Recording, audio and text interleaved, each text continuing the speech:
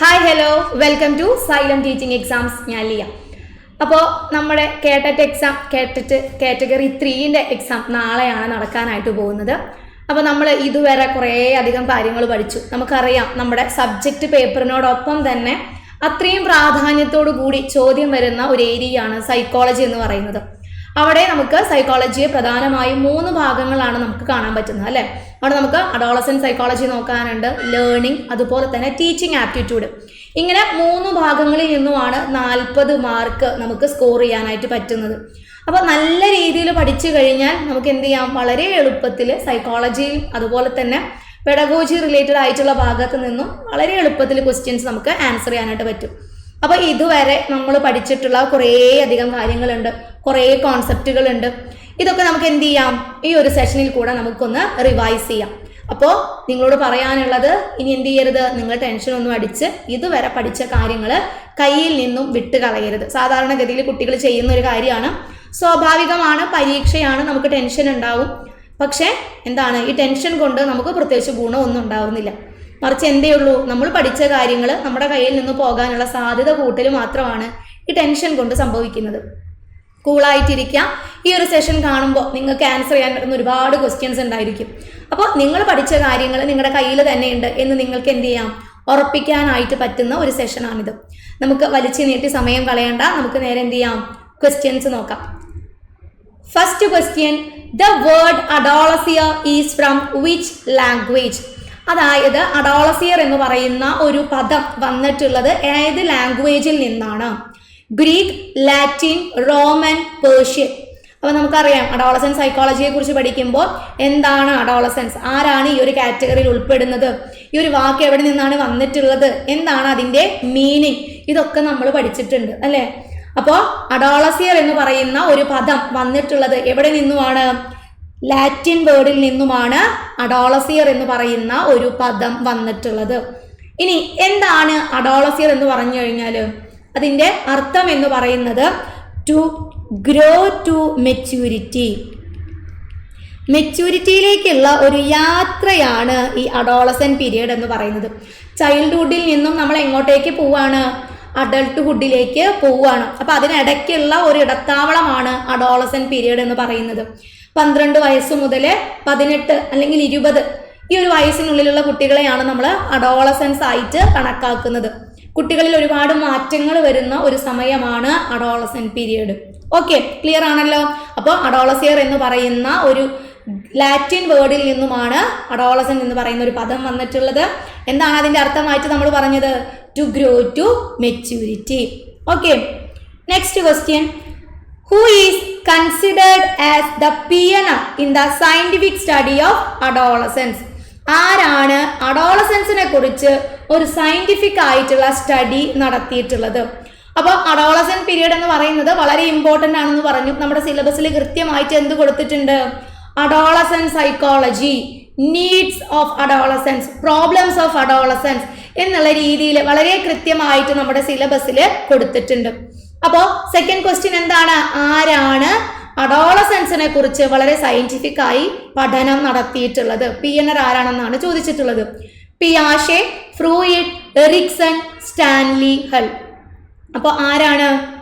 അഡോളസൻസുമായി ബന്ധപ്പെട്ട് നമ്മൾ ഓർത്ത് വെച്ചിട്ടുള്ള പേരാണ് ആരുടെ? സ്റ്റാൻലി ഹൾ അല്ലേ. സ്റ്റാൻലി ഹൾ എന്താണ് ചെയ്തിട്ടുള്ളത്? അഡോളസൻസ് പീരീഡിനെ കുറിച്ച് വളരെ കൃത്യമായി പഠനങ്ങൾ നടത്തിയിട്ടുള്ള ആളാണ് സ്റ്റാൻലി ഹൾ. മൂപ്പർ എന്താണ് പറയുന്നത്? അഡോളസൻ പീരീഡ് എന്ന് പറയുന്നത് it is A period of stress, strain, Storm and strife അല്ലേ. ക്ഷോഭത്തിൻ്റെയും പിരിമുറുക്കത്തിൻ്റെയും ഒക്കെ വളരെ കലുഷിതമായിട്ടുള്ള ഒരു കാലഘട്ടമായിട്ടാണ് സ്റ്റാൻലി ഹൾ എന്തിനെ കണ്ടിട്ടുള്ളത്? അഡോളസൻസ് പീരീഡിനെ കണ്ടിട്ടുള്ളത്. ഇനി ഇതിനോടൊപ്പം തന്നെ നമ്മൾ ഓർത്തിരിക്കുന്ന മറ്റൊരു പേരാണ് ഹോളിംഗ്വർത്ത് എന്ന് പറയുന്ന ഒരു വ്യക്തിയുടെ പേര്. ഹോളിംഗ്വർത്ത്. അഡോളസൻ പീരിയഡ് എന്ന് പറയുന്നത് it is A period of temporary insanity, താൽക്കാലിക ബുദ്ധിഭ്രമത്തിന്റെ കാലഘട്ടമായിട്ടാണ് ഹോളിംഗ്വർത്ത് ഇതിനെ വിശേഷിപ്പിച്ചിട്ടുള്ളത്. അപ്പോൾ ഓർത്തിരിക്കുക, തലയ്ക്ക് ഓളം വെട്ട് അല്ലേ. ബുദ്ധിഭ്രമം എന്ന് പറയുമ്പോൾ എന്താണ്? ഓളം വെട്ടാണ്. അപ്പോൾ ആ രീതിയിൽ ഓളം വെട്ട്, ഹോളിംഗ്വർത്ത്, താൽക്കാലിക ബുദ്ധിഭ്രമം. ചിലപ്പോൾ സ്റ്റാൻലി ഹള്ളിനെ കുറിച്ചായിരിക്കും ചോദിക്കുക, ചിലപ്പോൾ നമ്മുടെ ഹോളിംഗ്വർത്തിന്റെ സ്റ്റേറ്റ്മെന്റ് ആയിരിക്കും ചോദിക്കുക. ഇനി ഇതല്ലെങ്കിൽ ജീവിതത്തിന്റെ വസന്തകാലം എന്ന പേരിൽ അറിയപ്പെടുന്ന ഏതാണെന്ന് ചോദിച്ചു കഴിഞ്ഞാൽ അതും നമ്മുടെ അഡോളസൻ പീരിയഡ് ആണ്. ഇനി ഐഡന്റിറ്റി ക്രൈസിസ് നടക്കുന്നത് എവിടെയാണ്? അഡോളസൻ പീരിയഡിലാണ്. അത് നമ്മുടെ എറിക്സൺ ആണ് പറഞ്ഞിട്ടുള്ളത്. It is A period of identity crisis. അപ്പോൾ അഡോളസൻ പീരിയഡിനെ കുറിച്ച് മാക്സിമം നിങ്ങൾ എന്ത് ചെയ്യുക, നല്ല രീതിയിൽ ആരൊക്കെ എന്തൊക്കെയാണ് ഈ കാലഘട്ടത്തെക്കുറിച്ച് പറഞ്ഞിട്ടുള്ളത്, എന്തെല്ലാം പ്രത്യേകതകളാണ് വരുന്നത്, ഈ വക കാര്യങ്ങൾ പഠിച്ചിരിക്കുക. ഓക്കെ, സെറ്റാണല്ലോ. ഇനി നമുക്ക് മൂന്നാമത്തെ ചോദ്യം നോക്കാം. The fifth developmental stage of Erikson is featured by. എന്താണ് തേർഡ് ക്വസ്റ്റ്യൻ എന്ന് പറയുന്നത്? The fifth development stage of Erikson is featured by. Erikson social ഡെവലപ്മെന്റുമായി ബന്ധപ്പെട്ട് വരുന്ന കോൺസെപ്റ്റുകളാണ് അവതരിപ്പിച്ചിട്ടുള്ളത്. ഇനി ഇതിൽ നമുക്കറിയാം കൃത്യമായിട്ട് 8 സ്റ്റേജസ് ആണ് ആര് പറഞ്ഞിട്ടുള്ളത്? എറിക്സൺ പറഞ്ഞിട്ടുള്ളത്. സോഷ്യൽ ഡെവലപ്മെന്റ് നടക്കുന്നത് 8 സ്റ്റേജിൽ കൂടെയാണ്. ഇവിടെ നമ്മളോട് കൃത്യമായിട്ട് ചോദിച്ചിട്ടുള്ളത് ഏതാണ്? 5ാമത്തെ സ്റ്റേജ് അല്ലെ? 8 സ്റ്റേജിനെ കുറിച്ചാണ് ചോദിച്ചിട്ടുള്ളത്. എന്താണ് അതിന്റെ ഫീച്ചറായി വരുന്നത്? Establish intimate relationship, contribute to society, sense of self, sense of accomplishment. ഇതിലേതാണ് ഫിഫ്ത്ത് ഡെവലപ്മെന്റൽ സ്റ്റേജിന്റെ പ്രത്യേകതയായി എറിക്സൺ പറഞ്ഞിട്ടുള്ളത്? നോക്കിയാലോ, ഉത്തരം നോക്കിയാലോ. Yes, contribute to society. അതായത് ഫിഫ്ത്ത് സ്റ്റേജ് എന്ന് പറയുന്നത് നമ്മുടെ അഡോളസൻ പീരിയഡ് ആയിട്ടാണ് എറിക്സൺ കൊടുത്തിട്ടുള്ളത്. അപ്പൊ നമുക്കറിയാം ഒരു അഡോളസന്റിനെ സംബന്ധിച്ചിടത്തോളം എന്താണ്? റോൾ കൺഫ്യൂഷൻ അല്ലെ? Identity versus role confusion. സ്വന്തമായിട്ട് ഒരു ഐഡന്റിറ്റി ഉണ്ടാക്കിയെടുക്കുന്ന തിരക്കിലാണ് ഓരോ അഡോളസന്റും. ചില കുട്ടികൾ എന്ത് ചെയ്യും? സ്വന്തമായിട്ടൊരു ഐഡന്റിറ്റി ക്രിയേറ്റ് ചെയ്യുന്നതിൽ സക്സസ് ആവും. പക്ഷെ എല്ലാവർക്കും ഇങ്ങനെ സക്സസ് ആവാനായിട്ട് പറ്റില്ല. അപ്പൊ എന്താണ്? It will become A crisis. അതാണ് നമ്മൾ ഐഡന്റിറ്റി ക്രൈസിസ് എന്ന് പറയുന്ന ഒരു കോൺസെപ്റ്റ് കൊണ്ട് സൂചിപ്പിക്കുന്നത്. ഓക്കെ ആണല്ലോ. നമുക്ക് വളരെ പെട്ടെന്ന് ഒന്ന് എറിക്സന്റെ തിയറി ഒന്ന് നോക്കിയിട്ട് വന്നാലോ. ഇതാണ് നമ്മുടെ എറിക്സൺ കൊണ്ടുവന്നിട്ടുള്ള 8 ഘട്ടങ്ങൾ എന്ന് പറയുന്നത്. ആദ്യത്തെ ഘട്ടം എന്ന് പറയുന്നത് ട്രസ്റ്റ് വേഴ്സസ് മിസ്ട്രസ്റ്റ് ആണ്. വളരെ ചെറിയ കുട്ടികൾ പാരന്റ്സിന്റെ അടുത്ത് എന്താണ്? ഒരു ട്രസ്റ്റ് ക്രിയേറ്റ് ചെയ്തെടുക്കുന്ന ഒരു സമയം. രണ്ടാമത്തെ ഘട്ടം എന്ന് പറയുന്നത് autonomy versus shame and doubt. Third stage initiative versus guilt. സാധാരണഗതിയിൽ പ്രീ സ്കൂൾ പീരിയഡിലെ ഡെവലപ്മെന്റൽ സ്റ്റേജ് ഏതാണെന്ന് ചോദിക്കാറുണ്ട്. അപ്പോൾ അത് ഓർത്തിരിക്കുക. ഇനീഷ്യേറ്റീവ് വേഴ്സസ് ഗിൽറ്റ് ആണ് പ്രീ സ്കൂൾ പീരിയഡിൽ. ഇനി സ്കൂൾ കാലഘട്ടത്തിലാണ് ചോദിക്കുന്നതെങ്കിൽ ഐഡന്റിറ്റി വേഴ്സസ് ഇൻഫീരിയോറിറ്റി. ഓക്കെ, കൂട്ടുകാരോടൊപ്പം നമ്മൾ കൂടുതൽ ടൈം സ്പെൻഡ് ചെയ്യുന്ന ഒരു കാലഘട്ടമാണ്. അപ്പോൾ ഒരു സമയത്ത് നമ്മൾക്ക് സക്സസ് ആയി കഴിഞ്ഞാൽ എന്താണ്? ഇൻഡസ്ട്രിയും. ഇനി അതല്ല ഒരു ക്രൈസിസ് സ്റ്റേജിലേക്കാണ് നമ്മൾ പോകുന്നതെങ്കിൽ ഇൻഫീരിയോറിറ്റിയും. ഇനി ഇതാണ് നിങ്ങൾ മെയിൻ ആയിട്ടും ഓർത്തിരിക്കേണ്ടത്. അഡോളസൻസ് പീരിയഡിലെ ഡെവലപ്മെന്റൽ സ്റ്റേജ്, അതിന്റെ ക്രൈസിസ് എന്താണ് എന്നുള്ള കാര്യം.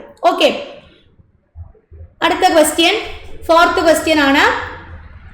Lakshmi complains when her tall thin glass of juice is poured into a short but wider glass.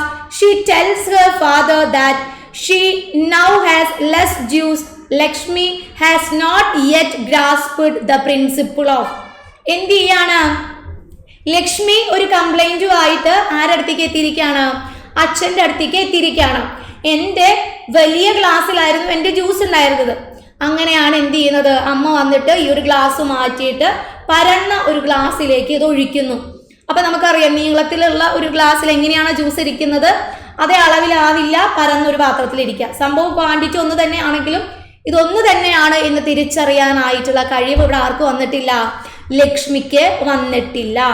ഈ ഒരു പ്രത്യേകതയുടെ പേര് അതല്ലെങ്കിൽ ഈ പ്രിൻസിപ്പിൾ ഏതാണ് എന്നാണ് ചോദിക്കുന്നത്. Conservation, animism, egocentrism, constancy. എന്താണ് വരുന്നത്? മെഷർമെന്റുകളെ കുറിച്ച് കുട്ടിക്ക് അറിവ് കുറവുണ്ടെങ്കിൽ അല്ലെങ്കിൽ ഇന്നതാണ് മെഷർമെന്റ് അല്ലെങ്കിൽ ഇന്ന അളവ് ഇത് ആ ഗ്ലാസ്സിലേക്ക് മാറ്റിയതുകൊണ്ട് കുഴപ്പമൊന്നുമില്ല, അതിലുണ്ടായിരുന്ന അതേ അളവ് തന്നെ ഈ ഗ്ലാസ്സിലുണ്ട് എന്ന് തിരിച്ചറിയാനായിട്ടുള്ള കഴിവ് കുട്ടിക്കില്ല. ഇതുമായി ബന്ധപ്പെട്ട് വരുന്ന പ്രിൻസിപ്പിൾ ഏതാണെന്ന് ചോദിച്ചു കഴിഞ്ഞാൽ ഏതാണ് ഉത്തരമായിട്ട് വരുന്നത്? ഓപ്ഷൻ എ ആണ്, കൺസർവേഷൻ. പിയാഷയുമായി ബന്ധപ്പെട്ട് വരുന്ന കൊഗ്നിറ്റീവ് ഡെവലപ്മെന്റിൽ നമ്മൾ കുറേ സ്റ്റേജുകൾ കാണുന്നുണ്ട് അല്ലെ? അതില് നമ്മൾ കാണുന്ന ഒരു പ്രത്യേകതയാണ് കൺസർവേഷൻ എന്ന് പറയുന്നത്. ഓക്കെ, അപ്പോ പ്രീ ഓപ്പറേഷണൽ സ്റ്റേജിലാണ് കുട്ടിക്ക് എന്തില്ലാത്തത്? കൺസർവേഷൻ ഇല്ലാത്തത്, മെഷർമെന്റിനെ കുറിച്ച് കൃത്യമായിട്ട് അറിവ് ഇല്ലാത്തത്. പക്ഷെ ഒരു കോൺക്രീറ്റ് ഓപ്പറേഷണൽ സ്റ്റേജിലേക്കൊക്കെ ആകുമ്പോഴേക്കും കുട്ടിക്ക് എന്തിനുള്ള കഴിവ് നേടിയിട്ടുണ്ട്? കൺസർവേഷൻ ഉള്ള കഴിവ് അവിടെ ഉണ്ട്. അളവിനെ കുറിച്ച്, തൂക്കങ്ങളെ കുറിച്ചൊക്കെ കുട്ടിക്ക് കൃത്യമായിട്ടുള്ള ഒരു നോളജ്, ഒരു മനസ്സിലാക്കാനായിട്ടുള്ള കഴിവ് കുട്ടിക്ക് എത്തുന്നത് എപ്പോഴാണ്? Concrete operational സ്റ്റേജിലാകുമ്പോഴാണ്. ഓക്കെ ആണല്ലോ. ഇനി ഈ ഒരു ക്വസ്റ്റ്യനിൽ ഒരു അനിമിസം കൊടുത്തിട്ടുണ്ട്. അനിമിസം എന്ന് പറയുന്ന ഒരു കോൺസെപ്റ്റ് മെയിൻ ആയിട്ട് നമ്മൾ കാണുന്നത് പ്രീ ഓപ്പറേഷണൽ സ്റ്റേജിലാണ്. അതായത് അനിമിസം എന്താണെന്ന് വെച്ച് കഴിഞ്ഞാൽ ജീവനില്ലാത്ത വസ്തുക്കളെ കുട്ടി കാണുന്നത് എങ്ങനെയാണ്? ജീവനുള്ളവയുടേതുപോലെയാണ് കുട്ടി കാണുന്നത്. ചില കുട്ടികളെ നോക്കിക്കഴിഞ്ഞാൽ അവർ പാവകളെ കളിപ്പിക്കുന്നുണ്ടായിരിക്കും, അതിനെ കുളിപ്പിക്കുന്നുണ്ടായിരിക്കും, അതിനോട് വർത്തമാനം പറയുന്നുണ്ടായിരിക്കും, ഈ വക കാര്യങ്ങളൊക്കെ ചെയ്യുന്നുണ്ടായിരിക്കും. അപ്പൊ അത് അനിമിസമാണ്. എല്ലാ വസ്തുക്കൾക്കും എന്താണ്? ജീവനുണ്ട് എന്നാണ് കുട്ടിയുടെ വിചാരം. ഓക്കെ, ഈഗോ സെൻട്രിസം ഏറ്റവും കൂടുതലായിട്ട് നമ്മൾ കുട്ടികളിൽ കാണപ്പെടുന്നതും പ്രീ ഓപ്പറേഷണൽ സ്റ്റേജിലാണ്. 2 വയസ്സ് മുതലാണ് പ്രീ ഓപ്പറേഷണൽ സ്റ്റേജ് സ്റ്റാർട്ട് ചെയ്യുന്നത്, 7 വയസ്സ് വരെ. ഓക്കെ, ഈഗോ സെൻട്രിസം എന്താണെന്ന് വെച്ച് കഴിഞ്ഞാൽ എല്ലാതും എന്താണ്? എന്റെയാണ് എന്നുള്ള ഒരു ധാരണ. അവിടെ നമ്മുടെ വീട് എന്നുള്ള ഒരു കാര്യം കുട്ടിക്കില്ല. എൻ്റെ വീട്, എൻ്റെ പുസ്തകം, എൻ്റെ കിടക്ക, എൻ്റെ കളിപ്പാട്ടം, ഈ രീതിയിലായിരിക്കും കുട്ടി കാര്യങ്ങളെ നോക്കിക്കാണുന്നത്. ഓക്കെ, ഈ നെക്സ്റ്റ് ക്വസ്റ്റ്യൻ നോക്കാം നമുക്ക്. 5th question. Kohlberg proposed A stage theory of. Direct ആയിട്ട് ചോദിച്ചിട്ടുള്ള ഒരു ചോദ്യമാണ്. കോൾബർഗ് ഏത് തിയറിയുമായി ബന്ധപ്പെട്ട് വരുന്ന വ്യക്തിയാണ്? Lawrence Kohlberg. Social development, psycho social development, cognitive development, moral development. അപ്പോൾ ഏത് ഡെവലപ്മെന്റുമായാണ് നമ്മൾ കോൾബർഗിനെ കണ്ടിട്ടുള്ളത്, നമ്മൾ പഠിച്ചിട്ടുള്ളത്? ഡയറക്റ്റ് ആയിട്ടുള്ള ഒരു ക്വസ്റ്റ്യൻ ആണ്. സാധാരണഗതിയിൽ കോൾബർഗിന്റെ തിയറിയിൽ നിന്നും ആപ്ലിക്കേഷൻ ലെവൽ ക്വസ്റ്റ്യൻ വരാനായിട്ട് ധാരാളം സാധ്യതയുണ്ട്. പക്ഷെ ഇവിടെ എന്താണ്? ഡയറക്റ്റ് ആയിട്ടാണ് ചോദിച്ചിട്ടുള്ളത്. ഇനി എന്താണ് ഉത്തരമായിട്ട് വരുന്നത് നമുക്ക് നോക്കാം. എന്താണ്? Moral development. 3 ലെവലിൽ കൂടെ എന്ത് ചെയ്യുന്നു? 6 സ്റ്റേജിലായിട്ടാണ് എന്ത് ചെയ്തിട്ടുള്ളത്? ഒരു വ്യക്തിയുടെ മോറൽ ഡെവലപ്മെന്റ് നടക്കുന്നത്. Pre conventional morality, conventional morality, post conventional morality. ഇതില് പോസ്റ്റ് കൺവെൻഷണൽ മൊറാലിറ്റിയിലേക്ക് എത്തുമ്പോൾ മാത്രമാണ് ഒരു കുട്ടി സ്വന്തം മനസാക്ഷിക്കനുസരിച്ചൊക്കെ തീരുമാനങ്ങൾ എടുക്കുന്നത്, യൂണിവേഴ്സൽ പ്രിൻസിപ്പിൾസിന് പ്രാധാന്യം കൊടുക്കുന്നത്, universal love, universal brotherhood, humanity തുടങ്ങിയിട്ടുള്ള പ്രിൻസിപ്പിൾസിന് പ്രാധാന്യം കൊടുത്തുകൊണ്ട് കുട്ടിയുടെ മോറൽ ഡെവലപ്മെന്റ് നടക്കുന്നത് 3ാമത്തെ ലെവലിലാണ്. ഓക്കെ, ക്ലിയർ ആണല്ലോ? സെറ്റ് ആണല്ലോ? ഇനി നമുക്ക് അടുത്ത ക്വസ്റ്റ്യൻ നോക്കാം. 6th ക്വസ്റ്റ്യൻ എന്ന് പറയുന്നത് the best remedy of the students problems related to learning is. എന്താണ്? കുട്ടിക്ക് ലേണിംഗുമായി ബന്ധപ്പെട്ട് കുറേയധികം ഡിഫിക്കൽട്ടീസ് ഉണ്ട്. ഇതെങ്ങനെയാണ് നമുക്ക് സോൾവ് ചെയ്യാൻ പറ്റുന്നത്? അതിനുള്ള ബെസ്റ്റ് വേ ആണ് നമ്മൾ കണ്ടുപിടിക്കേണ്ടത്. ഇവിടെ നിങ്ങൾ ശ്രദ്ധിക്കേണ്ട കാര്യം എന്താണെന്ന് വെച്ച് കഴിഞ്ഞാൽ കൃത്യമായിട്ട് നമുക്ക് കേട്ടിട്ട് കാറ്റഗറി 1 കണ്ട പോലെയോ 2 കണ്ട പോലെയുള്ള ലെവൽ ക്വസ്റ്റ്യൻസ് അല്ല 3 വരാറുള്ളത്. ഒന്നും കൂടി അപ്ലിക്കേഷൻ ലെവല്, അതിൽ തന്നെ പെഡഗോജി ക്വസ്റ്റ്യൻസ് ധാരാളം ഉണ്ടായിരിക്കും. ഒരു റിയൽ ക്ലാസ് റൂമിൽ നമ്മൾ നിന്നുകൊണ്ട് ഏതാണ് ഏറ്റവും ബെസ്റ്റ് എന്ന് നമ്മൾ സെലക്ട് ചെയ്യേണ്ടി വരും. അപ്പോൾ ഇവിടെ നമ്മളോട് ചോദിച്ചിട്ടുള്ളത് ഒരു ബെസ്റ്റ് റെമഡിയാണ് ചോദിച്ചിട്ടുള്ളത്. കുട്ടികളുടെ പ്രോബ്ലംസ് മാറ്റാനായിട്ടുള്ള ഒരു ബെസ്റ്റ് റെമഡി ഏതാണ്? ഓപ്ഷൻസ് നോക്കാം. Suggestion for hard work, supervised study in library, suggestion for private tuition, diagnostic teaching. ഇതിലേത് കാര്യമാണ് ബെസ്റ്റ് വേ ആയിട്ട് നമുക്ക് പറയാൻ പറ്റുന്നത്? ഏതാണ് ബെസ്റ്റ് വേ എന്ന് പറയുന്നത്? ഡയഗ്നോസ്റ്റിക് ടീച്ചിങ് ആണ് അല്ലേ? അപ്പൊ നമ്മൾ ഡയഗ്നോസ്റ്റിക് ടെസ്റ്റുകൾ നടത്താറുണ്ട്. എന്തിനു വേണ്ടിയാണ് ഡയഗ്നോസ്റ്റിക് ടെസ്റ്റുകൾ നടത്തുന്നത്? കുട്ടികൾക്ക് എന്തൊക്കെ കാര്യങ്ങൾ മനസ്സിലാവാതെ പോയിട്ടുണ്ട്, ഏതൊക്കെ കോൺസെപ്റ്റുകളാണ് അവർക്ക് കിട്ടാതെ പോയിട്ടുള്ളത്, ഈ വക കാര്യങ്ങൾ അറിയാൻ വേണ്ടിയിട്ടാണ് നമ്മൾ ഡയഗ്നോസ്റ്റിക് ടെസ്റ്റുകൾ നടത്തുന്നത്, കുട്ടികളുടെ പ്രശ്നങ്ങൾ ഡയഗ്നോസ് ചെയ്യുന്നതിന് വേണ്ടി. ഇനി ഡയഗ്നോസ്റ്റിക് ടെസ്റ്റ് നടത്തി ഒരു പ്രത്യേക ഭാഗത്തെ കുറിച്ച് കുട്ടികൾക്ക് കിട്ടിയിട്ടില്ല, ആ ഭാഗത്തു നിന്നുള്ള ചോദ്യങ്ങൾക്ക് എല്ലാവരും തെറ്റുത്തരാണ് പറഞ്ഞിട്ടുള്ളത്. ഇനി നെക്സ്റ്റ് സ്റ്റെപ്പ് എന്താണ്? Remedial teaching. ആ ഭാഗം നമ്മൾ എന്ത് ചെയ്യുന്നു? ഒന്നും കൂടി എഫക്റ്റീവായ രീതിയിൽ ടീച്ചിങ് ലേണിംഗ് മെറ്റീരിയൽസ് ഒക്കെ വെച്ച് പുതിയ രീതിയിൽ വളരെ എഫക്റ്റീവായിട്ട് എങ്ങനെയാണോ നമുക്ക് എടുത്തു കൊടുക്കാൻ പറ്റുന്നത് നമ്മൾ എന്ത് ചെയ്യുന്നു, റെമഡിയൽ ടീച്ചിങ് നടത്തുന്നു. അതാണ് ഡയഗ്നോസ്റ്റിക് ടീച്ചിങ് എന്ന ഒരു കോൺസെപ്റ്റ് കൊണ്ട് ഇവിടെ ഉദ്ദേശിക്കുന്നത്. ഓക്കെ ആണല്ലോ. അപ്പോൾ കുട്ടികളുടെ പ്രശ്നം കണ്ടെത്താൻ വേണ്ടി നടത്തുന്ന ടെസ്റ്റുകളാണ് ഡയഗ്നോസ്റ്റിക് ടെസ്റ്റുകൾ. ഈ ഡയഗ്നോസ്റ്റിക് ടെസ്റ്റ് നടത്തി കഴിഞ്ഞാൽ നമ്മൾ ചെയ്യുന്നതാണ് റെമഡിയൽ ടീച്ചിങ് എന്ന് പറയുന്നത്. Okay, next question, what is most important for a teacher? ഒരു ടീച്ചറിനെ സംബന്ധിച്ചിടത്തോളം മോസ്റ്റ് ഇമ്പോർട്ടൻ്റ് ആയിട്ടുള്ള കോൺസെപ്റ്റ് ഏതാണ്? To maintain discipline in class, to be punctual in class, to remove the difficulties of students, to be a good orator. തന്നിട്ടുള്ളതിലെ ഏത് കാര്യമാണ് ഒരു ടീച്ചറുമായി ബന്ധപ്പെട്ട് മോസ്റ്റ് ഇമ്പോർട്ടൻ്റ് ആയിട്ടുള്ള കോൺസെപ്റ്റ് എന്ന് പറയുന്നത്? ഇതെന്താണ്? പക്ക ഒരു പെഡഗോജി ക്വസ്റ്റ്യൻ ആണ്. ഒരു നല്ല ടീച്ചർ അതല്ലെങ്കിൽ ഒരു ടീച്ചർ എപ്പോഴാണ് നല്ലതാവുന്നത്, ബെസ്റ്റ് ആവുന്നത്? ക്ലാസ്സിൽ ഡിസിപ്ലിൻ നോക്കുമ്പോഴാണോ, പങ്ക്ച്വലായിട്ട് ക്ലാസ് എടുക്കുമ്പോഴാണോ, കുട്ടികളുടെ ഡിഫിക്കൽട്ടീസ് മാറ്റുമ്പോഴാണോ, അതല്ലെങ്കിൽ നല്ലൊരു ഒറേറ്റർ ഒരു പ്രഭാഷകനാവുമ്പോഴാണോ, എപ്പോഴാണ്? സിമ്പിൾ ആയിട്ടുള്ള ഒരു ക്വസ്റ്റ്യൻ ആണല്ലേ. പെഡഗോജി ആണെങ്കിലും നമുക്ക് എന്ത് ചെയ്യാൻ പറ്റുന്നുണ്ട്, വളരെ പെട്ടെന്ന് ഉത്തരം മനസ്സിലാവുന്നുണ്ട്. ഏതാണ് ഉത്തരമായിട്ട് വരുന്നത്? ഓപ്ഷൻ സി ആണ്. To remove the difficulties of students. കുട്ടികളുടെ ഡിഫിക്കൽട്ടീസ് വളരെ എഫക്റ്റീവായ രീതിയിൽ റിമൂവ് ചെയ്യുന്നത് ആരാണോ ആ വ്യക്തിയാണ് ബെസ്റ്റ് ടീച്ചർ ആയിട്ട് നമുക്ക് പറയാൻ പറ്റുന്നത്. ഓക്കെ, സിമ്പിൾ ആണ്. അതുപോലെ തന്നെ എന്താണ്, ഇതുപോലെ ഒരുപാട് ക്വസ്റ്റ്യൻസ് നമുക്ക് നാളെ എക്സാമിന് നമ്മൾ കാണും. പെഡഗോജി ക്വസ്റ്റ്യൻസ് മോസ്റ്റ് സ്യൂട്ടബിൾ ആയിട്ടുള്ളത് സെലക്ട് ചെയ്യാൻ നിങ്ങൾ ശ്രദ്ധിക്കാം. ആ കാര്യം ശ്രദ്ധിച്ചു കഴിഞ്ഞാൽ സെറ്റാണ്. ഇനി next question, which sense is least active in A new born baby? ഒരു ന്യൂ ബോൺ ബേബിയിലെ ഏറ്റവും ലീസ്റ്റ് ആക്റ്റീവ് ആയിട്ടുള്ള സെൻസ് ഏതാണ്? ലീസ്റ്റ് ആക്റ്റീവ് എന്ന് പ്രത്യേകം പറഞ്ഞിട്ടുണ്ട്. Auditory, visual, tactile, ജസ്റ്റേറ്ററി. ഇതിൽ ഓഡിറ്ററി നമുക്കറിയാം, വിഷ്വൽ നമുക്കറിയാം. ടാക്ടൈൽ എന്ന് പറയുന്നത് എന്താണ്? ടച്ച് ചെയ്യുമ്പോൾ അറിയുന്ന ഒരു സെൻസ് അല്ലേ, ടച്ചിങ് ആണ് വരുന്നത്. ജസ്റ്റേറ്ററി എന്ന് പറയുന്നത് സ്മെല്ല് അറിയാനായിട്ടുള്ളതാണ്. അപ്പോൾ ഇതിൽ ഏത് കാര്യമാണ്, ഏത് സെൻസ് ആണ് ലീസ്റ്റ് ആക്റ്റീവ് ആയിട്ട് ഒരു ന്യൂ ബോൺ ബേബിയിൽ നമ്മൾ കാണുന്നത്? ലീസ്റ്റ് ആക്റ്റീവ് ഏതാണ് ആൻസർ ആയിട്ട് വരുന്നത്? ഓഡിറ്ററി ആണോ, വിഷ്വൽ ആണോ, ടാക്ടൈൽ ആണോ, ജസ്റ്റേറ്ററി ആണോ? വിഷ്വൽ ആണ് ആൻസർ ആയിട്ട് വരുന്നത്. നമുക്കറിയാം ന്യൂ ബോൺ ബേബിക്ക് എന്ത് ചെയ്യാൻ പറ്റില്ല, വിഷ്വൽസ് ഒന്നും വളരെ ക്ലിയർ ആയിട്ടല്ല അവര് ആദ്യകാലങ്ങളിൽ കാണുന്നത്, ബ്ലർ ആയിട്ടായിരിക്കും. പിന്നെ കുറച്ച് നാളുകൾക്ക് ശേഷമാണ് അവർ കാണുന്ന പിക്ചറുകൾ, വിഷ്വൽസ് ഒക്കെ എന്ത് ചെയ്യുന്നത്, വളരെ ക്ലിയർ ആയിട്ട് അവർക്ക് മനസ്സിലാവുന്നത്. അപ്പൊ തന്നിട്ടുള്ളതിലെ ലീസ്റ്റ് ആക്റ്റീവ് ആയിട്ടുള്ള സെൻസ് എന്ന് പറയുന്നത് വിഷ്വൽ ആണ്. Okay, next question, which of the following is not a contribution of Jerome S Bruner? തന്നിട്ടുള്ളതില് ബ്രൂണറിന്റെ കോൺട്രിബ്യൂഷൻ അല്ലാത്തത് ഏതാണ്? ഏതാണ് വരുന്നത്? ബ്രൂണറുമായി ബന്ധപ്പെട്ട് വരുന്ന കോൺസെപ്റ്റുകൾ ഏതാണ് എന്ന് അറിഞ്ഞു കഴിഞ്ഞാൽ കൂട്ടത്തിൽ പെടാത്ത ആളെ നമുക്ക് പെട്ടെന്ന് കണ്ടുപിടിക്കാം. Discovery learning, spiral curriculum, advance organizer model, concept attainment model. ഇതില് ഏതാണ് ബ്രൂണറിന്റെ കോൺട്രിബ്യൂഷൻ അല്ലാത്തത്? ഏതാണ് ബ്രൂണറിന്റെ കോൺട്രിബ്യൂഷൻ അല്ലാത്തത്? Advance organizer model. ഒസുബലാണ് എന്ത് ചെയ്തിട്ടുള്ളത്, അഡ്വാൻസ് ഓർഗനൈസർ മോഡൽ കൊണ്ടുവന്നിട്ടുള്ളത്. ബാക്കിയൊക്കെ തന്നെ നമ്മുടെ ബ്രൂണർ കൊണ്ടുവന്നിട്ടുള്ള കാര്യങ്ങളാണ് അല്ലേ. Discovery method, spiral curriculum, concept attainment model. ഇനി നമുക്കറിയാം ബ്രൂണർ കൊഗ്നിറ്റീവ് ഡെവലപ്മെന്റുമായി ബന്ധപ്പെട്ട് കിടക്കുന്ന വ്യക്തിയാണ്. 3 ഘട്ടങ്ങളിൽ കൂടെയാണ് എന്ത് നടക്കുന്നത്, കൊഗ്നിറ്റീവ് ഡെവലപ്മെന്റ് നടക്കുന്നത് എന്നാണ് ബ്രൂണർ പറഞ്ഞിട്ടുള്ളത്. ഇനി ഏതൊക്കെയാണ് ആ സ്റ്റേജുകൾ?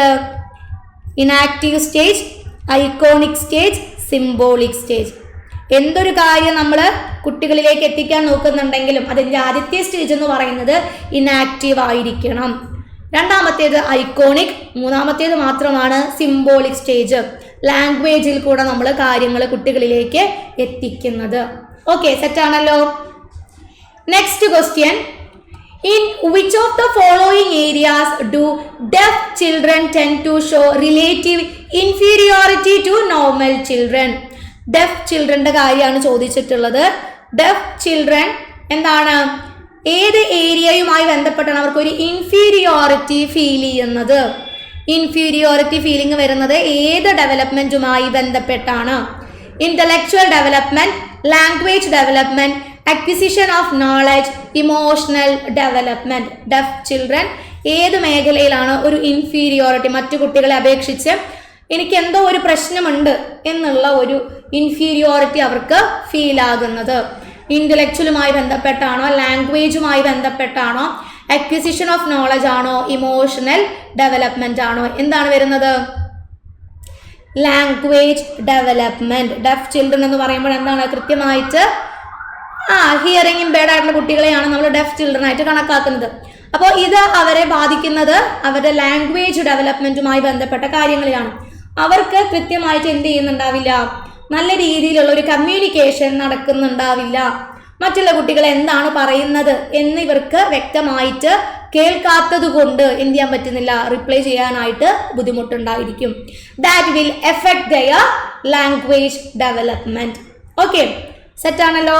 അപ്പോൾ ഡെഫ് ചിൽഡ്രനുമായി ബന്ധപ്പെട്ട് വരുന്നത്, അവർക്കൊരു ഇൻഫീരിയോറിറ്റി വരുന്നത് ലാംഗ്വേജ് ഡെവലപ്മെന്റുമായി ബന്ധപ്പെട്ടാണ്. ഇനി ഇത് നേരെ എങ്ങോട്ടേക്കും പോകുന്നുണ്ട്, അവരുടെ ഇമോഷണൽ ഡെവലപ്മെന്റിനെയും ബാധിക്കുന്നുണ്ടായിരിക്കും. ഓട്ടോമാറ്റിക് ആയിട്ട് എന്താണ്, ഉള്ളിലൊരു ഫീലിംഗ് ഉണ്ടാവും, അയ്യോ എൻ്റെ അടുത്ത് ആരും വരുന്നില്ല, എന്നോട് സംസാരിക്കാൻ ആരും വരുന്നില്ല, എനിക്ക് എന്തോ ഒരു പ്രശ്നമുണ്ട് എന്നുള്ള രീതിയിൽ അവരെന്തായിരിക്കും, ഇമോഷണലി അവർ ഭയങ്കര വീക്കായിരിക്കും. Okay, next question. A type of observation in which the observer becomes the part of the group which wants to observe. ഇവിടെ എന്താണ്, ഒബ്സർവേഷനുമായി ബന്ധപ്പെട്ടിട്ടുള്ള ഒരു ടൈപ്പാണ് കണ്ടുപിടിക്കാൻ പറഞ്ഞിട്ടുള്ളത്. ഇനി എന്താണ് ഈ ടൈപ്പിന്റെ പ്രത്യേകതയായിട്ട് കൊടുത്തിട്ടുള്ളത്? Observer becomes the part of the group.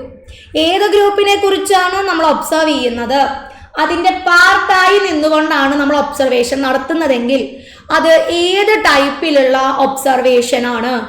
Participant observation, non participant observation, controlled observation, natural observation.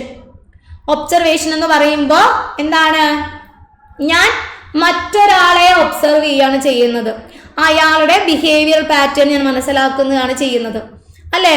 Looking outward ആണ് ഇവിടെ വരുന്നത്. അപ്പോൾ ഞാൻ മറ്റൊരാളെ എന്ത് ചെയ്യുന്നു, മനസ്സിലാക്കുകയാണ് ചെയ്യുന്നത്. അത് നമുക്ക് പല രീതിയിൽ ചെയ്യാം. നോൺ പാർട്ടിസിപ്പൻ്റ് ഉണ്ട്, പാർട്ടിസിപ്പൻ്റ് ഒബ്സർവേഷൻ ഉണ്ട്, കൺട്രോൾഡ് ഉണ്ട്, നാച്ചുറൽ ഒബ്സർവേഷൻ ഉണ്ട്, പല രീതിയുണ്ട്. ഇവിടെ നമ്മുടെ ക്വസ്റ്റ്യനിൽ കൊടുത്തിട്ടുള്ളത് ഏത് തരവുമായി ബന്ധപ്പെട്ടതാണ്? പാർട്ടിസിപ്പൻ്റ് ഒബ്സർവേഷൻ ആണ്. എനിക്ക് ട്രൈബൽ കമ്മ്യൂണിറ്റിയെ കുറിച്ചാണ് പഠിക്കേണ്ടത്. അങ്ങനെയാണെങ്കിൽ ഞാൻ എന്ത് ചെയ്യുന്നു, അവരിൽ ഒരാളായി നിന്നുകൊണ്ട് അവരുടെ നാട്ടിൽ പോയി ജീവിച്ച് അവരുടെ ആചാരാനുഷ്ഠാനങ്ങളൊക്കെ മനസ്സിലാക്കി അവരോട് ഒന്നു ചേർന്ന് അവരെ കുറിച്ച് മനസ്സിലാക്കുന്ന രീതി, അതാണ് പാർട്ടിസിപ്പന്റ് ഒബ്സർവേഷൻ. ഇനി അവരുടെ അടുത്തേക്ക് പോവാതെയും നമുക്ക് എന്ത് ചെയ്യാം, അവരെ കുറിച്ച് മനസ്സിലാക്കാം. എങ്ങനെയാണ്? ബുക്സ് വായിച്ചിട്ട്, ഇന്റർവ്യൂസ് നടത്തിയിട്ടും നമുക്ക് ഒബ്സർവേഷൻ നടത്താം. ഓക്കെ, അതാണ് നോൺ പാർട്ടിസിപ്പന്റ് ഒബ്സർവേഷൻ എന്ന് പറയുന്നത്.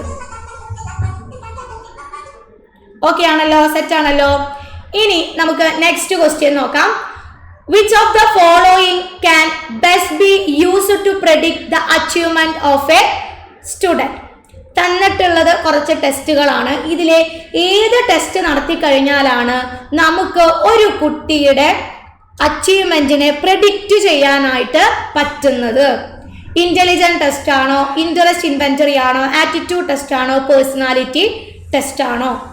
ഏത് ടെസ്റ്റ് നടത്തി കഴിഞ്ഞാലാണ് നമുക്ക് എന്ത് ചെയ്യാൻ പറ്റുന്നത്, കുട്ടികളുടെ അച്ചീവ്മെന്റ് പ്രെഡിക്റ്റ് ചെയ്യാനായിട്ട് പറ്റുന്നത്? ഏതാണ് വരുന്നത്? ഇന്റലിജൻസ് ടെസ്റ്റ് ആണ്, അല്ലേ? ഇതിൽ തന്നെ കുട്ടികളുടെ അച്ചീവ്മെന്റിനെ പ്രെഡിക്റ്റ് ചെയ്യാൻ പറ്റുന്ന മറ്റൊരു ടെസ്റ്റാണ് നമ്മൾ പഠിച്ചിട്ടുള്ളത്. ഏതാണ്? പ്രോഗ്നോസ്റ്റിക് ടെസ്റ്റുകൾ. ഒരു കുട്ടിയുടെ ഇന്റലിജൻസ് ലെവൽ അറിഞ്ഞു കഴിഞ്ഞാലാണ് നമ്മളിപ്പോൾ ഒരു കുട്ടി ഒരു കോഴ്സ് എടുത്തു കഴിഞ്ഞാൽ അത് ആ കുട്ടിക്ക് സക്സസ് ആയിട്ട് കംപ്ലീറ്റ് ചെയ്യാനായിട്ട് പറ്റുമോ എന്നുള്ള കാര്യമൊക്കെ മനസ്സിലാവുന്നത്. അപ്പൊ അച്ചീവ്മെന്റ് പ്രെഡിക്റ്റ് ചെയ്യാൻ സഹായിക്കുന്നത് തന്നിട്ടുള്ളതിലെ ഇന്റലിജൻസ് ടെസ്റ്റ് ആണ്. ഇനി ഇത് കൂടാതെ തന്നെ നമ്മൾ പലതരത്തിലുള്ള ടെസ്റ്റുകളെ പറ്റി പഠിച്ചിട്ടുണ്ട്. ഏതാണ്? അച്ചീവ്മെന്റ് ടെസ്റ്റ് വരുന്നുണ്ട്, ഡയഗ്നോസ്റ്റിക് ടെസ്റ്റ് വരുന്നുണ്ട്, പ്രോഗ്നോസ്റ്റിക് ടെസ്റ്റ് വരുന്നുണ്ട്.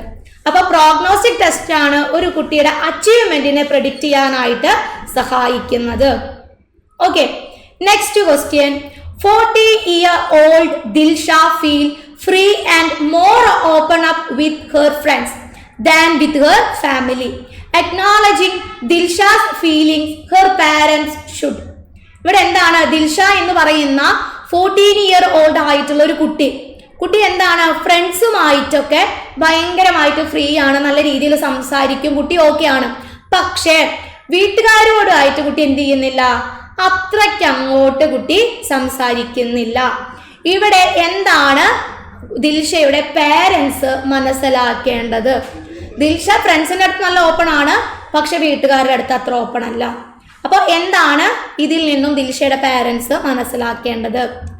First one, B concern deteriorating parent adolescent relationships are often followed by a range of behavioral issues. Second, encourage Dilsha to find new friends. Third, seek family counseling. Fourth, nothing to worry since adolescence is typically a time of growing peer influence and diminishing parental influences. അപ്പോൾ കുട്ടിയുടെ വയസ്സ് എത്രയാണ്? 14 എന്നിവിടെ കൃത്യമായിട്ട് കൊടുത്തിട്ടുണ്ട്. അപ്പോൾ കുട്ടി ഏത് സ്റ്റേജിലാണ്? അഡോളസെന്റ് പീരിയഡിലാണ് കുട്ടി എത്തി നിൽക്കുന്നത്. അപ്പോൾ അതുമായി കണക്ട് ചെയ്ത് ദിൽഷയുടെ സ്വഭാവം അതല്ലെങ്കിൽ ദിൽഷ എന്തുകൊണ്ടാണ് ഇങ്ങനെ ബിഹേവ് ചെയ്യുന്നത് എന്ന് നമുക്ക് മനസ്സിലാക്കാനായിട്ട് പറ്റും. ഇവിടെ കൗൺസിലിങ്ങിന്റെ ആവശ്യം അതല്ലെങ്കിൽ ഫ്രണ്ട്സിന്റെ പ്രശ്നം ഒന്നുമല്ല വരുന്നത്. പ്രശ്നം എന്താണ്? Nothing to worry. ദിൽഷയുടെ പാരൻസിന്റെ അടുത്ത് നമുക്ക് പറയാനുള്ള കാര്യം എന്താണ്? Nothing to worry since adolescence is typically a time of growing peer influence. Peer influence അതല്ല, നമ്മുടെ സെയിം ഏജ് ഗ്രൂപ്പിലുള്ള കുട്ടികളുടെ ഇൻഫ്ലുവൻസ് ഏറ്റവും കൂടുതൽ കാണപ്പെടുന്നത് അഡോളസെന്റ് പീരിയഡിലാണ്. അതുകൊണ്ട് ദിൽഷയുടെ പേരൻസിനെ നിങ്ങൾ പേടിക്കണ്ട, അത് ആ പ്രായത്തിന്റെ ആണ് അല്ലെ. അവള് ഫ്രണ്ട്സിന്റെ അടുത്ത് നല്ല ഓപ്പൺ ആണ്, വീട്ടുകാരുടെ അടുത്ത് ഓപ്പൺ അല്ല എന്ന് പറയുന്നത് വേറെ പ്രശ്നങ്ങളൊന്നുമില്ല, പ്രായത്തിൻ്റെതായിട്ടുള്ള മാറ്റങ്ങളാണ്. ഓക്കെ, സെറ്റ് ആണല്ലോ. Next question, the teaching technique especially used in teachers pre-service education to train them teaching skills systematically is. എന്താണ് ഇവിടെ പറഞ്ഞിട്ടുള്ളത്? ഒരു ടീച്ചിങ് ടെക്നിക് ആണ് ചോദിച്ചിട്ടുള്ളത്. എപ്പോഴാണ് ടെക്നിക് നമ്മൾ ഉപയോഗിക്കുന്നത്? Teachers pre service education to train them teaching skills. Pre service education സമയത്ത് ടീച്ചിങ് സ്കിൽസ് ട്രെയിൻ ചെയ്യാൻ വേണ്ടി എടുക്കുന്ന ടീച്ചിങ് ടെക്നിക്ക് ഏതാണ്? Team teaching, micro teaching, models of teaching, shared teaching, ഏതാണ് വരുന്നത് ഇവിടെ? നമ്മൾ പഠിക്കുന്ന സമയത്ത് ഒരു ടീച്ചർക്ക് ഉണ്ടായിരിക്കേണ്ട കോർ ടീച്ചിങ് സ്കിൽസ് പഠിച്ചിട്ടുണ്ട് അല്ലേ? ഈ കോർ ടീച്ചിങ് സ്കിൽസിൽ നമുക്ക് എന്ത് തരും? കൃത്യമായിട്ടുള്ള ട്രെയിനിങ് തരും. നമ്മളെല്ലാവരും എന്ത് ചെയ്തിട്ടുണ്ട്? ഒരു സ്കില്ലിന് നമ്മൾ സെലക്ട് ചെയ്യും, ആ സ്കില്ലിനെ ബേസ് ചെയ്തുകൊണ്ട് നമ്മൾ ചെറിയൊരു ലെസൺ പ്ലാൻ പ്രിപ്പയർ ചെയ്യും. ഇത് 5 അതല്ലെങ്കിൽ 7 മിനിറ്റോ മാക്സിമം, അത്രയും ചെറിയ സമയത്തിനുള്ളിൽ കുറഞ്ഞ ആളുകൾക്ക് നമ്മൾ എന്ത് ചെയ്യുന്നു? ഈ ഒരു സ്കില്ലിനെ ബേസ് ചെയ്തുകൊണ്ട് നമ്മൾ ക്ലാസ് എടുത്തിട്ടുണ്ട്. അതെന്താണ്? ടീം ടീച്ചിങ് ആയിരുന്നോ, മൈക്രോ ടീച്ചിങ് ആയിരുന്നോ, മോഡൽസ് ഓഫ് ടീച്ചിങ് ആയിരുന്നോ, ഷെയർഡ് ടീച്ചിങ് ആണോ? ഏതാണ് ആൻസർ ആയിട്ട് വരുന്നത്? മൈക്രോ ടീച്ചിങ് അല്ലേ? അത് നമുക്ക് കോർ ടീച്ചിങ് സ്കിൽസ് ട്രെയിൻ ചെയ്യുന്നതിന് വേണ്ടിയിട്ടുള്ള ഒരു ടീച്ചിങ് ടെക്നിക്കാണ് മൈക്രോ ടീച്ചിങ് എന്ന് പറയുന്നത്. ഇനി ഈ ഒരു കോൺസെപ്റ്റ് അവതരിപ്പിച്ചിട്ടുള്ളത് ആരാണ്? ഡ്വൈറ്റ് അലൻ ആണ്. ഡ്വൈറ്റ് അലൻ ആണ് എന്ത് ചെയ്തിട്ടുള്ളത്? മൈക്രോ ടീച്ചിങ് എന്ന് പറയുന്ന ഒരു കോൺസെപ്റ്റ് കൊണ്ടുവന്നിട്ടുള്ളത്. കോർ ടീച്ചിങ് സ്കിൽസിൽ കൊടുക്കുന്ന ട്രെയിനിങ് ആണ് മൈക്രോ ടീച്ചിങ് എന്ന് പറയുന്നത്. ഓക്കെ, ഇതിൽ ടീം ടീച്ചിങ് എന്ന് പറയുന്നത് എന്താണ്? ഒരു ഗ്രൂപ്പ് ഓഫ് ടീച്ചേഴ്സ് എന്ത് ചെയ്യുന്നു? ഒരു പെർട്ടിക്കുലർ കോൺസെപ്റ്റ് ക്ലാസ്സിൽ എടുക്കുന്ന രീതിയാണ് ടീം ടീച്ചിങ് എന്ന് പറയുന്നത്.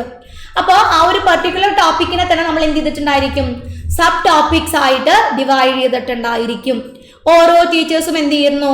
ഓരോരോ ചെറിയ ടോപ്പിക്സ് എടുത്ത് ആ വലിയ ടോപ്പിക് കംപ്ലീറ്റ് ചെയ്യുന്ന ഒരു രീതി, അതാണ് ടീം ടീച്ചിങ് എന്ന് പറയുന്നത്. Okay, next question, the addictive use of legal and illegal substances by adolescents is called. എന്താണ്? പ്രോബ്ലംസ് ഓഫ് അഡോളസൻസ് നമ്മുടെ സിലബസിൽ കൊടുത്തിട്ടുള്ള വളരെ എളുപ്പമാണ് ഈ കോൺസെപ്റ്റ്, കാരണം അപ്ലിക്കേഷൻ ലെവൽ വരാൻ സാധ്യതയുള്ള ഒരു ഏരിയ ആണ്. അപ്പോൾ പ്രോബ്ലംസ് ഓഫ് അഡോളസൻസ് പഠിക്കുന്ന സമയത്ത് നമ്മൾ കണ്ടിട്ടുള്ള ഒരു കാര്യമാണ് ഇവിടെ ചോദിച്ചിട്ടുള്ളത്. എന്താണ്? the addictive use of legal and illegal substances by adolescents. എന്താണ് ഇല്ലീഗൽ ആയിട്ടുള്ള സബ്സ്റ്റൻസസ് ഉപയോഗിക്കുന്നത്. അഡോളസൻസ് അതിനെ പറയുന്ന പേര്. ഡെലിക്വൻസി, സൈക്കോസിസ്, ന്യൂറോസിസ്, സബ്സ്റ്റൻസ് അബ്യൂസ്. ഏതാണ് വരുന്നത്? ആൽക്കഹോളിന്റെ കൺസംഷൻ, ഡ്രഗ്സിന്റെ കൺസംഷൻ, ഇതൊക്കെയാണ് ഇതിന്റെ ഭാഗമായിട്ട് വരുന്നത്, ഈ ഒരു കോൺസെപ്റ്റിന്റെ ഭാഗമായിട്ട് വരുന്നത്. ഏതാണ് ഉത്തരമായിട്ട് വരുന്നത്? ഓപ്ഷൻ ഡി ആണ്, സബ്സ്റ്റൻസ് അബ്യൂസസ്. പിയർ പ്രഷർ ആണ് സബ്സ്റ്റൻസ് അബ്യൂസിനുള്ള മെയിൻ ആയിട്ടുള്ള ഒരു കാരണമായി നമ്മൾ പറയാറുള്ളത്. Peer pressure. നമ്മൾ പറഞ്ഞു ഒരു അഡോളസെന്റിനെ ഏറ്റവും കൂടുതൽ ഇൻഫ്ലുവൻസ് ചെയ്യുന്നത് പിയർ ഗ്രൂപ്പ് ആണ്. ആ പിയർ ഗ്രൂപ്പ് എന്താണോ പറയുന്നത് അവനോട് അല്ലെങ്കിൽ അവളോട്, അതായിരിക്കും അവര് ചെയ്യുക. പാരൻസ് പറയുന്ന കാര്യമോ അതല്ലെങ്കിൽ നമ്മുടെ നല്ലതിന് വേണ്ടി പറയുന്ന കാര്യങ്ങളോ ഇതൊന്നും തന്നെ അവരുടെ ചെവിയിൽ കയറില്ല. എന്തേ കയറുള്ളൂ? കൂട്ടുകാർ എന്താണോ പറയുന്നത് അതേ അവരുടെ ഉള്ളിൽ കയറുള്ളൂ. അത് അവരുടെ പ്രായത്തിൻ്റെതായിട്ടുള്ള ഒരു മാറ്റമാണ്. ഓക്കെ, അപ്പോൾ സബ്സ്റ്റൻസ് അബ്യൂസ് എന്ന് പറയുന്നത് ഇല്ലീഗൽ ആയിട്ടുള്ള ഡ്രഗ്സിന്റെയും ആൽക്കഹോളിന്റെയും ഉപയോഗത്തിനെയാണ് നമ്മൾ സബ്സ്റ്റൻസ് അബ്യൂസ് എന്ന് പറയുന്നത്. ഇനി ഇതിനുള്ള ഒരു കാരണം എന്ന് പറയുന്നത് എന്താണ്? പിയർ പ്രഷർ ആണ്. ഓക്കെ, ഇനി ഇതിലെ സൈക്കോസിസ് എന്ന് പറയുന്ന ഒരു കാരണം കിടക്കുന്നുണ്ട് അല്ലെ. സൈക്കോസിസ് എന്ന് പറയുന്നത് എന്താണ്? റിയാലിറ്റിയിൽ നിന്നുള്ള കണക്ഷൻ വിട്ടുപോകുന്ന ഒരവസ്ഥയാണ് സൈക്കോസിസ് എന്ന് പറയുന്നത്. ന്യൂറോസിസ് എന്ന് പറയുന്നത് മെന്റൽ ഡിസോർഡർ ആണ്. മെന്റൽ ഇൽനെസ്സിനെയാണ് നമ്മൾ ന്യൂറോസിസ് ആയിട്ട് പറയുന്നത്. ഓക്കെ, സൈക്കോസിസ് എന്ന് പറയുന്നത് റിയാലിറ്റിയിൽ നിന്നുള്ള ഒരു കണക്ഷൻ വിട്ടുപോകുന്ന ഒരവസ്ഥ. സെറ്റ് ആണല്ലോ. ഡെലിക്വൻസി നമുക്കറിയാം, കുറ്റവാസന. 18 വയസ്സിന് താഴെയുള്ള കുട്ടികളിലെ കുറ്റവാസനയുള്ള കുട്ടികളെയാണ് നമ്മൾ ഡെലിക്വന്റ് ചൈൽഡ് ആയിട്ട് കണക്കാക്കുന്നത്. Okay, next question. According to Piaget's sensory motor stage, the objects continue to exist even when they are hidden from view. This is termed as. എന്താണ്? സെൻസറി മോട്ടോർ സ്റ്റേജുമായി ബന്ധപ്പെട്ട് വരുന്ന പിയാഷയുടെ കോൺസെപ്റ്റിൽ നിന്നുമാണ് ചോദ്യം. ഇനി എന്താണ് കണ്ടുപിടിക്കേണ്ടത്? The objects continue to exist even when they are hidden from view. This is termed as. നമ്മൾ animism എന്താണെന്ന് കണ്ടു. പിയാഷയുമായി ബന്ധപ്പെട്ട് വരുന്ന ഒരു കോൺസെപ്റ്റാണ് അനിമിസം. അതുപോലെ തന്നെ കൺസർവേഷൻ. അതിൻ്റെ കൂട്ടത്തിൽ തന്നെ നമ്മൾ പഠിക്കുന്ന ഒരു കാര്യമാണ് ഇവിടെ ചോദിച്ചിട്ടുള്ളത്. വസ്തുക്കൾക്ക് എന്താണ്? ഒരു പെർമനന്റ് നേച്ചർ ആണ് കുട്ടികളുടെ വിചാരം. ഒരു വസ്തുവിനെ നേരിട്ട് കാണുമ്പോൾ മാത്രമാണ് അവർക്ക് അതിനെക്കുറിച്ചുള്ള ഓർമ്മ വരുന്നത്. ഇപ്പൊ ബോട്ടിലിനെ കാണുമ്പോൾ അവർക്ക് എന്തുണ്ട്? അത് എടുക്കണം, അത് അവിടെ ഇരിക്കുന്നുണ്ട് എന്നുള്ള ധാരണ. എന്നാൽ ആ ബോട്ടിൽ അവിടെ നിന്ന് മാറ്റി വെച്ചു കഴിഞ്ഞാൽ പിന്നെ അവർക്ക് ആ ഒരു ഒബ്ജക്റ്റിനെ കുറിച്ച് ഒരു ഓർമ്മ, ഒരു അറിവ് ഉണ്ടാവുന്നില്ല. ഓക്കെ, അപ്പോൾ ഈ ഒരു പ്രത്യേകത അറിയപ്പെടുന്നത് എന്തു പേരിലാണ്? Assimilation, object permanence, visualisation, accommodation. ഏതാണ് ഈ പ്രത്യേകത എന്ന് പറയുന്നത്? വളരെ സിമ്പിൾ ആണ്. സെൻസറി മോട്ടോർ സ്റ്റേജിലാണ് ഇത് നടക്കുന്നത്. സെൻസറി മോട്ടോർ സ്റ്റേജ് എന്ന് പറയുമ്പോൾ ബർത്ത് മുതൽ 2 വയസ്സ് വരെ. ഏതാണ് ഉത്തരമായിട്ട് വരുന്നത്? Object permanence. വസ്തുക്കളെല്ലാം എന്താണ്? സ്ഥിരമായിട്ട് പെർമനന്റ് ആയിട്ട് ഒരു സ്ഥലത്ത് തന്നെയാണ് ഇരിക്കുന്നത്. അതിനെ അവിടെ നിന്ന് മാറ്റി വെച്ച് കഴിഞ്ഞാൽ കുട്ടിക്ക് പിന്നെ ആ കാര്യത്തെക്കുറിച്ച് ഓർമ്മയില്ല. Okay, next question. The type of conflict in which the goal of the individual has both positive valence of approximate equal intensity is known as. നമ്മുടെ മനസ്സിൽ കുറേ കോൺഫ്ലിക്റ്റ് നടക്കുന്നുണ്ട് എന്ന് നമ്മൾ പറഞ്ഞിട്ടുണ്ട് അല്ലെ. ഇവിടെ ഇത്തരത്തിലുള്ള ഒരു കോൺഫ്ലിക്റ്റിനെ പറ്റിയാണ് പറഞ്ഞിട്ടുള്ളത്. ഇനി എന്താണ് ഈ കോൺഫ്ലിക്റ്റിന്റെ പ്രത്യേകതയായിട്ട് കൊടുത്തിട്ടുള്ളത്? The goal of the individual has both positive valence. ഈ ഒരു കോൺഫ്ലിക്റ്റിന്റെ ഗോൾ എന്ന് പറയുന്നത് എന്താണ്? പോസിറ്റീവ് ആയിട്ടുള്ള കാര്യമാണ്. അതിൽ തന്നെ എന്താണ്? ഈക്വൽ ഇന്റൻസിറ്റി ആണ് ഈ രണ്ട് കാര്യത്തിന്റെയും ഗോൾ എന്ന് പറയുന്നത്. അപ്പൊ ഇത്തരത്തിലുള്ള കോൺഫ്ലിക്റ്റ് എന്തു പേരിലാണ് അറിയപ്പെടുന്നത്? പോസിറ്റീവ് വാലൻസ് ആയിട്ടുള്ള, പോസിറ്റീവ് ആയിട്ടുള്ള രണ്ട് കാര്യങ്ങൾ തമ്മിലുള്ള കോൺഫ്ലിക്റ്റ് എന്ന് പറയുമ്പോൾ അത് എന്താണ്? Approach conflict, approach avoidance conflict, avoidance conflict, none of these. ഏതാണ് ഉത്തരം വരുന്നത്? രണ്ട് പോസിറ്റീവ് ആയിട്ടുള്ള കാര്യങ്ങളാണെന്ന് പറയുമ്പോൾ തന്നെ നമുക്ക് കാര്യങ്ങൾ കിട്ടി. ഇതെന്താണ്? ആപ്ലിക്കേഷൻ ലെവലല്ല, ഡയറക്റ്റ് ആയിട്ട് ഈ ഒരു ഭാഗത്തു നിന്നാണ് ചോദിച്ചിട്ടുള്ളത്. അപ്രോച്ച് കോൺഫ്ലിക്റ്റ് ആണ്. രണ്ട് പോസിറ്റീവ് ആയിട്ടുള്ള ആഗ്രഹങ്ങൾ തമ്മിലുള്ള ഒരു കോൺഫ്ലിക്റ്റ് ആണെങ്കിൽ അതെന്താണ്? അപ്രോച്ച് കോൺഫ്ലിക്റ്റ് ആണ്. ഇനി ഒന്ന് പോസിറ്റീവും മറ്റൊന്ന് നെഗറ്റീവും ആണെങ്കിൽ അതെന്താണ്? അപ്രോച്ച് അവോയ്ഡൻസ് കോൺഫ്ലിക്റ്റ് ആണ്. രണ്ടും നെഗറ്റീവായിട്ടുള്ള ആഗ്രഹങ്ങൾ തമ്മിലാണ് കോൺഫ്ലിക്റ്റ് നടക്കുന്നതെങ്കിൽ അതെന്താണ്? അവോയ്ഡൻസ് കോൺഫ്ലിക്റ്റ് ആണ്. ചില സമയത്ത് ഡയറക്റ്റ് ആയിട്ട് ചോദിക്കും, ചിലപ്പോൾ എന്താണ് ആപ്ലിക്കേഷൻ ലെവൽ ക്വസ്റ്റ്യൻ വരും ഈ ഒരു ഭാഗത്ത് നിന്നും. Next question, ability grouping is a technique design for. ആർക്ക് വേണ്ടിയാണ് എബിലിറ്റി ഗ്രൂപ്പിംഗ് എന്ന് പറയുന്ന ഒരു ടെക്നിക്ക് ഡിസൈൻ ചെയ്തിട്ടുള്ളത്? എബിലിറ്റി ഗ്രൂപ്പിംഗ് കുട്ടികളുടെ എബിലിറ്റി അനുസരിച്ച് എന്ത് ചെയ്യുന്നു? അവരെ ഗ്രൂപ്പ് ചെയ്യുന്നു. ഇത് ആരുമായി ബന്ധപ്പെട്ട് വരുന്ന കോൺസെപ്റ്റ് ആണ്. Mentally challenged, intellectually gifted, socially disadvantaged, culturally deprived. ആരുമായി ബന്ധപ്പെട്ടാണ് നമ്മൾ എബിലിറ്റി ഗ്രൂപ്പിംഗ് കാണുന്നത്? നോക്കിയാലോ, എബിലിറ്റി ഗ്രൂപ്പിംഗ് ആരുമായി ബന്ധപ്പെട്ട് വരുന്നതാണ്? ഏതാണ് ആൻസർ വരുന്നത്? Intellectually gifted. ഓക്കെ, അപ്പോ IQ ലെവല് 120 എബവ് ആയിട്ടുള്ള കുട്ടികളാണ് ഗിഫ്റ്റഡ് ചൈൽഡ് ആയിട്ട് വരുന്നത്. അവർക്ക് വേണ്ടിയാണ് എബിലിറ്റി ഗ്രൂപ്പിംഗ് കണ്ടക്ട് ചെയ്യുന്നത്. ഈ ഒരു ടെക്നിക്ക് അവർക്ക് വേണ്ടിയാണ്. ഇനി ഇത് കൂടാതെ എൻറിച്ച്മെന്റ് പ്രോഗ്രാംസ് നടത്താറുണ്ട്, ആക്സിലറേഷൻ, ഡബിൾ പ്രൊമോഷൻ, ഇതൊക്കെ നമ്മൾ ഗിഫ്റ്റഡ് സ്റ്റുഡൻസിന് വേണ്ടിയാണ് കൺസ്ട്രക്ട് ചെയ്തിട്ടുള്ളത്. Okay, next question, anyone can become angry, that is easy, but to be angry with the right person to the right degree at the right time for the right purpose and in right way, that is not easy. This is related to. കൃത്യമായിട്ടൊരു situation ആണ് തന്നിട്ടുള്ളത്. ദേഷ്യം വരിക എന്ന് പറയുന്നത് സ്വാഭാവികമാണ്. ശരിയായ വ്യക്തിയോട് ശരിയായ കാരണങ്ങളുടെ ബേസിൽ ശരിയായ ഡിഗ്രിയിലാണ് നമുക്ക് ആംഗ്രി തോന്നുന്നതെങ്കിൽ അതെന്തുമായി ബന്ധപ്പെട്ടതാണ്? Emotional development, social development, cognitive development, physical development. Simple ആയിട്ടുള്ള ഒരു ക്വസ്റ്റ്യൻ ആണല്ലേ. ക്വസ്റ്റ്യൻ കുറച്ച് വലുതാണെങ്കിലും സംഭവം സിമ്പിൾ ആണ്. ഏതാണ് ഉത്തരം വരുന്നത്? Emotional development. ഇമോഷണലി ഡെവലപ്ഡ് ആയിട്ടുള്ള ഒരാൾക്ക് മാത്രമാണ് ശരിയായിട്ടുള്ള ആളോട് ശരിയായ അളവിൽ ശരിയായ രീതിയിൽ ശരിയായ ഒരു ആവശ്യത്തിന് വേണ്ടി ദേഷ്യം വരുന്നത്. Okay, the last question, which of the following is not a life skill among those suggested by World Health Organization? WHO പറഞ്ഞിട്ടില്ലാത്ത ഒരു ലൈഫ് സ്കിൽ ഏതാണ്? WHO എഡ്യൂക്കേഷനുമായി ബന്ധപ്പെട്ട് കുറേയധികം ലൈഫ് സ്കിൽസ് പറഞ്ഞിട്ടുണ്ട്. എഡ്യൂക്കേഷൻ കൊണ്ട് ഇത്രയധികം ലൈഫ് സ്കിൽസ് കുട്ടികൾ നേടിയിട്ടുണ്ടായിരിക്കണം. അപ്പൊ ആ കൂട്ടത്തിൽ പെടാത്തതാണ് നമ്മൾ കണ്ടുപിടിക്കേണ്ടത്. Not a life skill, self awareness, creative thinking, repression, empathy. ഇതിലെ ഏത് ലൈഫ് സ്കില്ലാണ് നമ്മുടെ WHO പറയാത്തത്? നോക്കിയാലോ, ഏതാണ് ഉത്തരമായിട്ട് വരുന്നത്? Repression. Self awareness, creative thinking, empathy, coping വിത്ത് ഇമോഷൻസ്, അതുപോലെ തന്നെ ക്രിയേറ്റീവ് തിങ്കിങ്, ഇതൊക്കെ ക്രിട്ടിക്കൽ തിങ്കിങ്, ഇതൊക്കെ നമ്മുടെ WHO പറഞ്ഞിട്ടുള്ള എഡ്യൂക്കേഷനുമായി ബന്ധപ്പെട്ട് വരുന്ന ലൈഫ് സ്കിൽസ് ആണ്. റിപ്രഷൻ നമ്മൾ കാണുന്നത് എവിടെയാണ്? ഡിഫൻസ് മെക്കാനിസവുമായി ബന്ധപ്പെട്ട് നമ്മൾ കാണുന്നതാണ് റിപ്രഷൻ എന്ന് പറയുന്നത്. അപ്പോൾ വളരെ സിമ്പിൾ ആയിട്ട് ചിലപ്പോൾ എന്താണ് GK കൂടെ ഉൾപ്പെടുത്തിക്കൊണ്ടുള്ള ക്വസ്റ്റ്യൻസ് എവിടെ വരാറുണ്ട്? സൈക്കോളജി ഭാഗത്ത് നിന്നും ചോദിക്കാറുണ്ട്. അപ്പോൾ വളരെ ഇമ്പോർട്ടൻ്റ് ആയിട്ടുള്ള സിമ്പിൾ ആയിട്ടുള്ള കുറച്ച് ക്വസ്റ്റ്യൻസ് ആണ് ഇതൊരു അവസാന വട്ടം നമ്മൾ റിവിഷൻ ചെയ്തത്. എല്ലാവരും നല്ല രീതിയിൽ എന്ത് ചെയ്യുക? നാളെ നടക്കാൻ പോകുന്ന എക്സാം അറ്റൻഡ് ചെയ്യുക.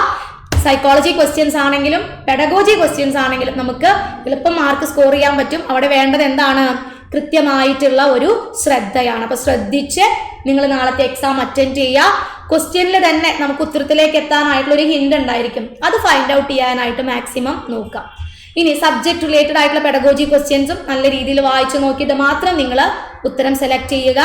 അപ്പോൾ എല്ലാവർക്കും ഓൾ ദ വെരി ബെസ്റ്റ്. നല്ല രീതിയിൽ ഇനിയുള്ള സമയം യൂട്ടിലൈസ് ചെയ്യുക, നല്ല റെസ്റ്റ് എടുക്കുക, ഭക്ഷണമൊക്കെ കഴിക്കുക, കറക്റ്റ് സമയത്ത് എക്സാം ഹാളിലേക്ക് പോവുക, നല്ല രീതിയിൽ അടിപൊളിയായിട്ട് എക്സാം അറ്റൻഡ് ചെയ്തിട്ട് വരാം. നമുക്ക് അടുത്തൊരു സെഷനിൽ ഇനിയും കാണാം. Thank you.